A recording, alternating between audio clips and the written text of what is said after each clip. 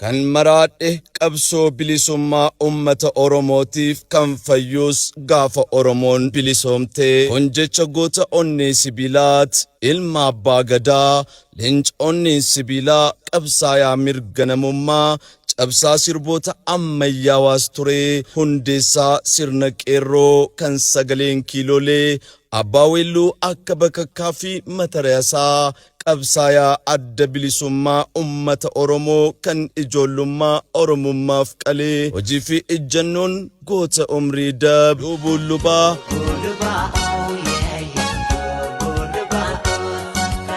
harmee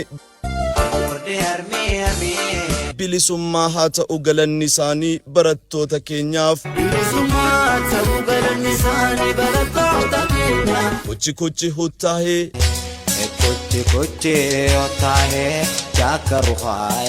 ifa manaaf godhe atummaanii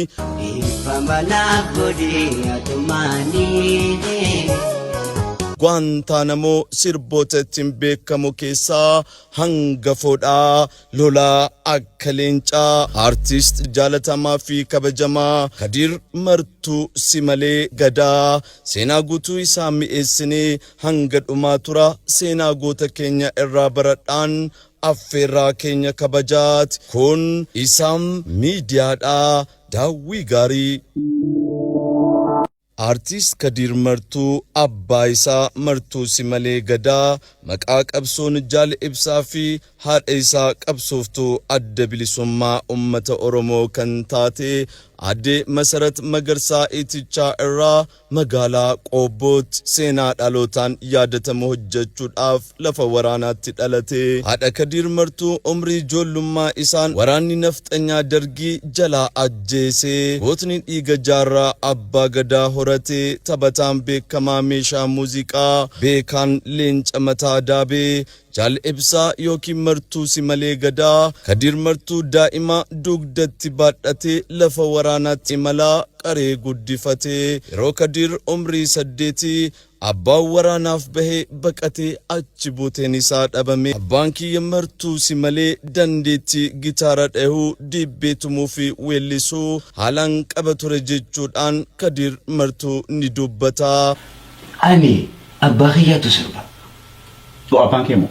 Abbaan kiyya gitaara taphataniiti gitaara taphatan abbaan kiyya akka jabaa Josephee faa hojii taphatan.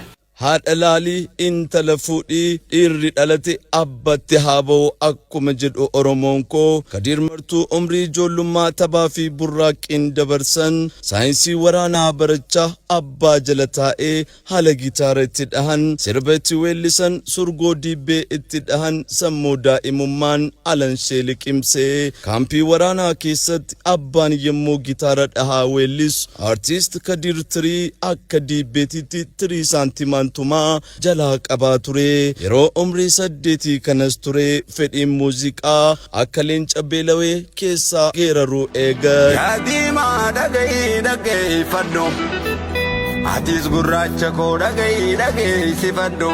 Eega abbaan gargar bahee booda haadha biddeenaa isaa aadde Aashaa Mohammad Hussein waliin ra'ee tiksataa gaaraa fi bosona keessatti weellisaa sagalee qarate ilma hundee Simalee Gadaa aartiin mul'ata guddaadhaaf kennaa uumamaa addaan onnee leencaan Oromoof arjoo artist Kadir Martuu Simalee Gadaa ilmi qa'ee ittuu anniyyaa umrii isaa kichuun diini nafxanyaa dargii dhiiga lolaas bineensi guyyaan yuusu jaal ibsaa gurra muranii ija baasanii lubbuu qalanii bineensotaa kennitu artist Kadir Martuu yeroo umrii 12 woboof nyaata dhiyeessite jedhanii kichuu mana hidhaatti naqanii baay'ee dararaa turan artist Kadir Martuu qaalii Oromootaati mukni odaa hiddaan bal'aadha qabsaayaan waadaa abbaa fi mul'ata dheeraa qabu diinaaf tasumaa hin bargaafanne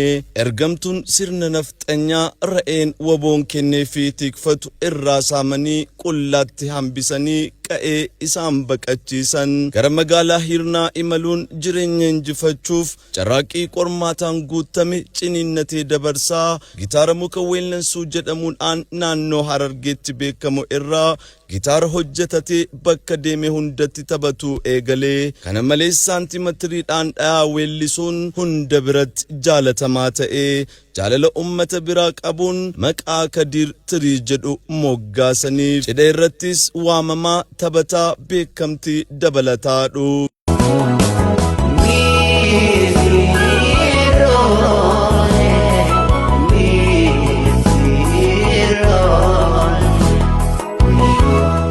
Artist Kadir Martuu simalee jaalala namaa qabaa ilma haadhaa fi abbaan eebbifameedha. Fedhii sirba baasuu ummataaf himannaan ummanni arjaa Hirnaa yaaboo mucaa miskiina kanaaf akka sirba baasu maallaqa haa guurruuf jedhanii qarshii 74 hawaasni kenneef qabatee ebba haadholii fi abbootii fudhatee konkolaataa fe'umsaa horii fedheen muuziqaa kebiddaa keessaa boba'u maashina qabsoo godhachuudhaaf gara handhuura magaalaa Oromiyaa Finfinnee lafa goota fardaa siidaa dabalee imala jalqab ergamni kee waaqa irraa taanaan waaqnis sifaana dhaabbataa yommuu Awaash gahan konkolaataan sakatta'iinsaaf dhaabbatu namni hin beekne tokko poostaa haguugame kennee fi biraa imal Kadir interview waggaa 6 dura artist Daawit Mokonnon waliin taasiseen akkana jechuun mudannoo kana ibsaa. Awaash kana gubbatti makiinaan sakattaamame gadiin bu'e hoggaan gadi bu'u akkanatti konkolaataa duubachi naannee namticha nan hin beekne hawayyaadii hayyate na dhufee poostaan kun sirraa bu'ee hiina injee boo'utti injira yaa rabbi na gargaari jee bakka hin deemuun beeku eenarraa bu'ee injeen halkanii beekne naa kanneetuma bade poostuma na kanne fuudheetuman jabeeffadhees keessatti ka guraageen narraan argine maallaqa kana hoggaan baasee lakkaa'u 5,000 maalleeyni Awaash gubbatti harka dhufee naa kenne sun Rabbina gargaari. Finfinnee yemmuu gahu artist Adnaan Muhammad sirba oltee bulteen beekamutu simatee haala mijeesseef waggaa tokko oliidhaaf beelawaa rakkachaa ka'aa kufaa namootaan wal barachaa dandeettii isaa mul'isaa hunda biratti jaalatamaa fi barbaadamaa ta'ee gootummaa artist Usmaayyoo Muusaa irraa barachaa arjummaa artist Dabalaa Daanyee irraa horachaa milkii isaa qunnamuuf itti fufee qindeessaa meeshaa muuziqaa amantaa beekamaa yeroo sanii muluqan bira deemuudhaan fedhii muuziqaa baasuu akka qabu itti himatee muluqanis dandeettii isaa ilaalee hojjechuudhaaf waadaa galee fi saampilii hojjedhu kootu jechuudhaan abjuun guutame itti horee yeroo kanatti namni tokko carraa guddaa isaa dabarsee kenneef namni kun artist Dabalaa Daanyee jedhama. Qindeessaa muuziqaa beekamaan yeroo sanii Hussein Maadii bilisaadhaan sirba guutuu Dabalaa Daanyeedhaaf hojjechuudhaaf waadaa galee ture. Artist Dabalaa Daanyee garuu yaaboo carraa kiyya mucaa xiqqoo ilma woboo dandeettii akkaan qabutu jira isaaf naaf hojjedhu jechuudhaan waadaa galchee saampilii guutuu waliin hojjechuu danda'an walaloo sirboota hin soomne malee luubuu lubaa qindeessaa muuziqaa Hussein Maadii akka kenneef Kadir Martuu ni dubbata. Maal jee barreesse? Hin soomne malee garaaf tuyda gubbaa irraa allaattiin koolan qabne akkamiin bararaa jee walaloo tana barreessina yeedalootti godhe. Lubbuluba wanjus naafne. Lubbuluba keessatti. Ora basike. Lubbuluba lubbamurra lubbama irreen ofoluunis ni jiraaji.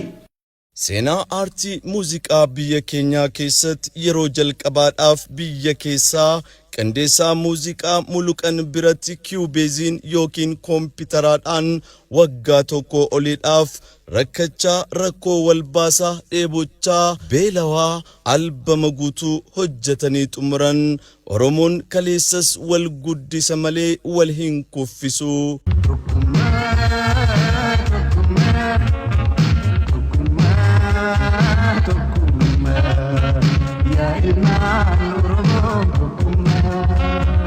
albama jalqabaa manneen kaasetaa afaan Oromoo fi Amaariffaa narraa bitaa jedhee gaafatus akkana jechuun itti qoosan. Kaasetaa afaan Oromoo namni bitu hin jiru, gatii hin qabu, hin xaariin deemi asii jedhanii summiitti facaasan.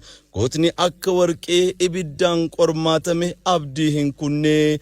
Gara biyyaatti deebi'ee ummata isaa dhageessisee akka ajaa'ibaatti jaalatanii yaaboo Kadir tirii keenya si gammannee jirra maaliin si adeeggarru jedhanii gaafatan.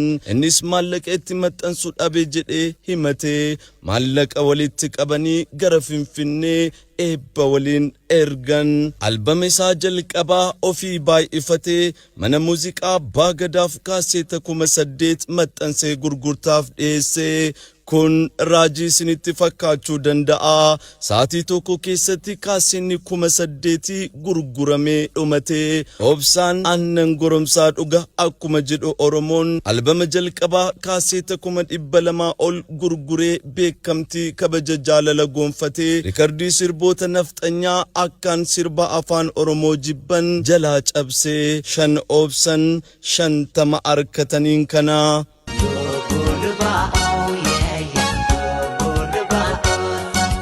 Beekamtii argateen affeerraan guutuun Oromiyaa irraa akka ajaa'ibaatti itti muddan. Qabsaayaa mirga namummaa kan sagaleen kiilolee kan weelloo taankii warqii afaan dammaa beekaa tabaa waltajjii argate hundaan tokkummaa lallabe cunqursaa sirna hacuuccaa weelluun falmate. Oromoo kaabaa kibbaan dhihaa bahan dammaqsee waboon Oromiyaa falmata jechuudhaan fuula diinaa fuulduratti onnatee geereera. Mootummaa wayyaanee hojii manaa sammuu nama raasuu itti ta'ee Artiist Kadir Martuu kaleessa hiyyummaan abdii dhabsiistee har'a hunda biratti jaalatamaa ilma ummataa ta'ee maallaqaa fi beekamtii argate hundaadhaan bilisummaa Oromoo mirkaneessuuf barataa humna dhabee barsiifachaa waraana adda bilisummaa Oromoo meeshaa waraanaa hidhachiisaa kaampii waraana aartii gidduu Finfinneetti ijaarrate. Dargaggootaa fi artiistota Oromoo hedduu muuziqaa leenjisee Oromummaa dhiiga isaanii keessatti facaasee xiiqii leencaa itti horee qabsaayaa irraa dhalata sirba akka taankiitti fayyadamee fincila ittiin bobeesse. Oromiyaan tan Oromooti, Oromiyaan ni bilisoomti. Kun jecha goota keenya artiist Kadir Martuu si malee gadaati.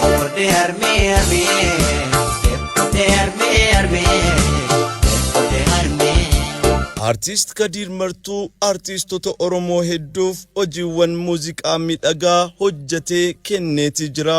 Kanneen keessaa sirba Asheeta Timiraa jedhu Adnaan Muhammadiif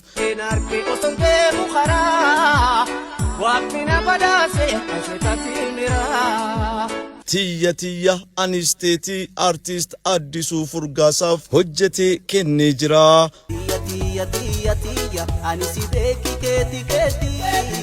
Artiistota beekamoo yeroo ammaa kanneen akka Shukrii Jamaal, Taajuu Shurrubbee fi dargaggoota 100 lakkaayaman iddoo guddaa gahan ka'umsa isaanii Kadir Martuu utubee Oromootaaf badhaase. Goonni onnee qulqulluu waliin hojjechuun humna jedhee amana arkachuu namaatiin gammadaa ta'uu isaa namoonni dhiyeenyaan isa beekan ni dubbatuuf. Ilmi abbaatti hin baane akka hin dhalanne akkuma jedhamu ilmi waboo Kadir Martuu umrii ijoollummaa isaa qabsoof badhaase, qabsoo itti cabsee kan rafe dammaqse guutuu Oromiyaa irratti yeroo jalqabaadhaaf sirna qeerroo bilisummaaf falmu ijaaruu iccitiin itti fufee. Falmataan dhiiga waboo abbaa fi haadheerraa horatee albame isaa lammaffaa mata duree Guantanamo jedhuun hojjetee xumuree.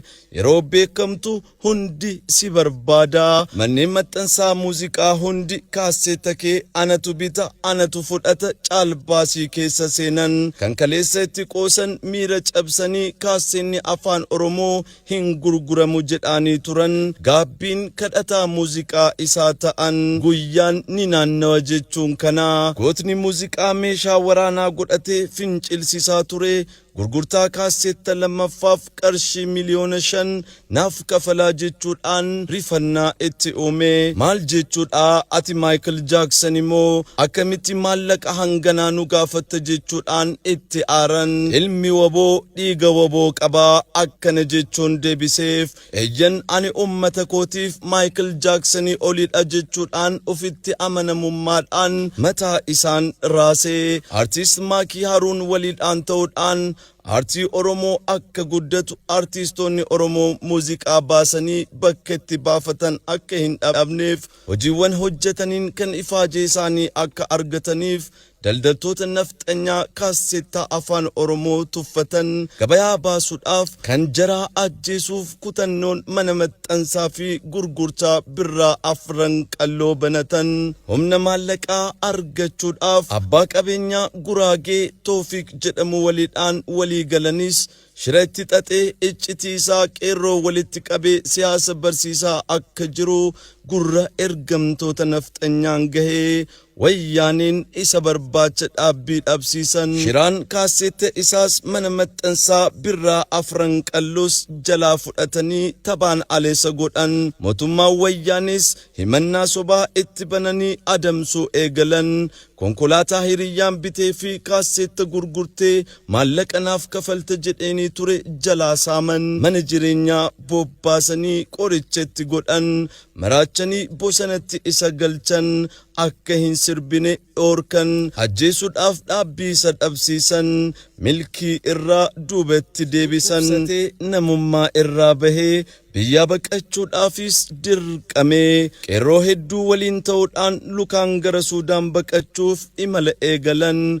Kuni hundi Oromiyaa bilisoomsuuf immoo lubbuu isaa tokkichaa fi gaafii hunda keessaniif dhiyeessinudha. Artiist Kadir Martuu walakkaa Suudaanii fi Matammaa yemmuu gahu mootummaa cunqursaa wayyaaniin qabamee iccitii dookumentii mootummaa qabattee bahaa jirti jechuudhaan Matammaatti deebisanii haadha warraa isaa waliin mana hidhaatti sanaqanii iccitii baasi jechuudhaan oleen caccabsan. Dhiiga afaanii fi funyaaniin lolaasan. Cunqursaa hamaa irratti taasisan. Obsa qormaataan guutamee Oromummaaf madaa'ee hidhaa ji'a 8 booda siyaasa haarawaa kalaqatee ani dhibee HIV'n qabamee kanaaf maraadhee biyyaa bahaa jira. Anaa fi haadha warraa kiyya irraa baradhaa jechuudhaan mana hidhaa keessatti hidhamtoota barsiisuu eegalee xumuraadhaan ergamtoota wayyaanee gowwomsee harkaa bahee qeerroon Oromoo Suudaan irraa Kadir hidhaa baasuuf dhiibbaa godhaa turan dhufanii kabajaadhaan gara Suudaan isa fudhatan.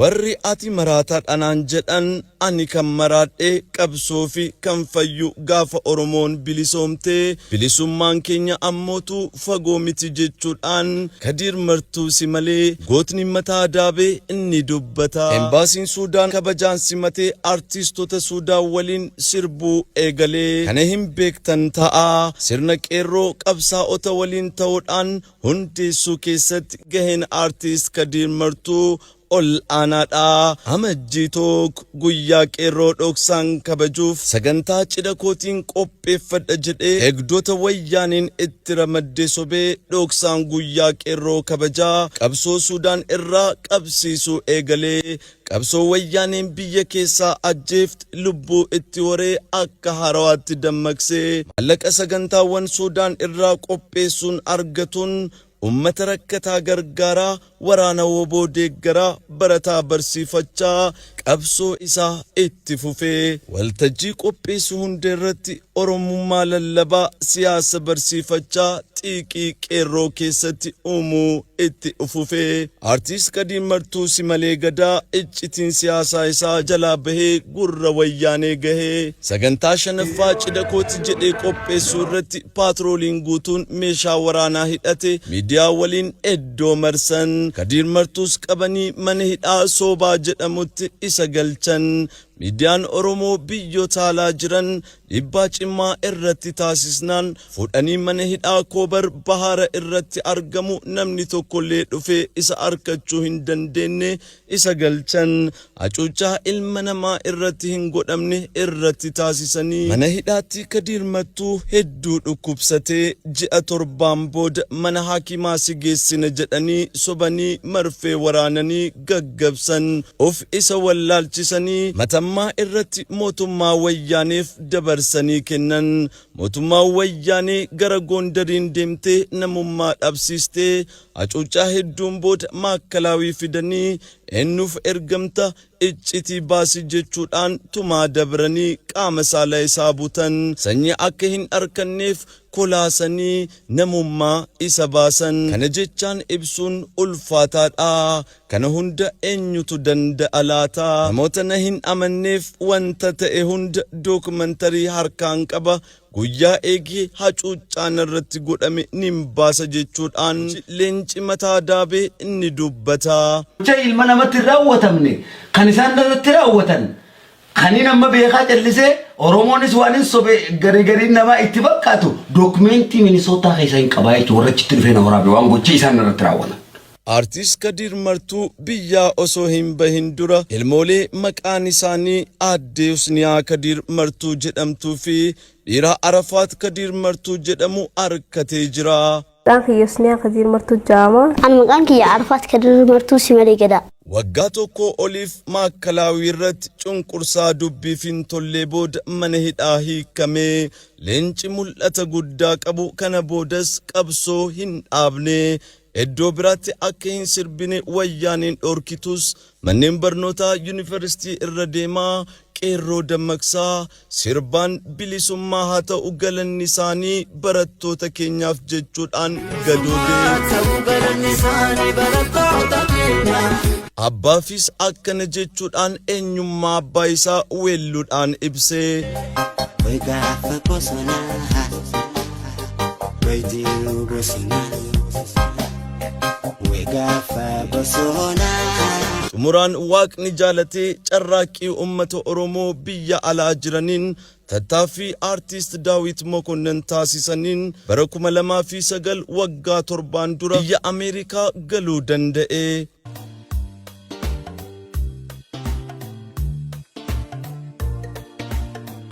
Artist Kadir Martuu Simalee Gadaa ilmi waboo kan onneen sibiilaa roorroo ummataa sagalee isaa kiilooleen roobsaa ijoollummaa isaa qalee hunda danda'ee har'agee akkanaan dubbataa ani gammadoodha qabsoo ummataaf taasisuun wanta narratti raawwatameef gonkumaa hin sheena'u hundi kan ta'e Oromiyaa fi Oromootaaf jechuudhaan ibsataa.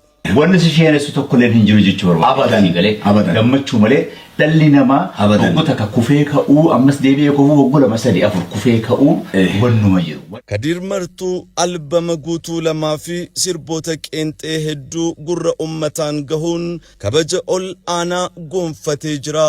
Dooktarri kabajaa artist Alii Birraa namni bakka kiyyanni bu'a jettee yaaddu eenyu jedhamee gaafas gaafatamu artist Kadir Martuu isa maqaa Alii Birraa xiqqaa jedhee moggaasadhe jechuudhaan deebisee ture kan seenaa hin qabne nama du'e kan seenaa qabu du'us seenaan isaa awwaalaa oliidha leenca mataa goofaree jabaa beekaa siyaasaa mataa daabee ciniinnataa goota lubbuun jiru kan itti amaneef duubatti kan hin deebine seenaan isaa kan hin himamneef Kadir tirii falmataa jiruu fi du'a gidduu ta'ee diinaaf harka hin laannee fakkaataa abdiisaa agaa nadhii gammadaa Hacaaluu Hundeessaa Kadir Martuu bara 2014 muuziqaa dhaabee karaa rabbii deebi'uu isaa dubbatee jira.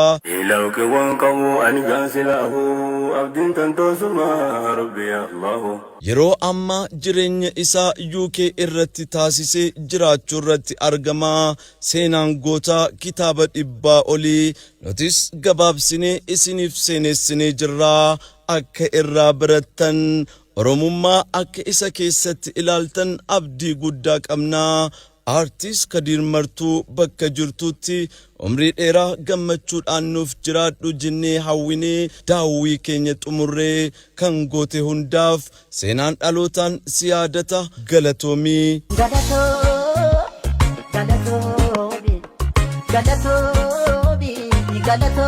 Seenaa eenyu akka isiniif hojjennu barbaadan yaada keessan koomentiidhaan share like gochuu hin dagatinaa. YouTube chaanalii keenyaaf haaraa taatan subscribe gochuudhaan nu jajjabeessaa.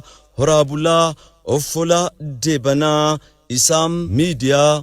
Yoom baasa'ee yoom muskulaa'ee yoom meeni jaaneeja saphini pikaa'ee.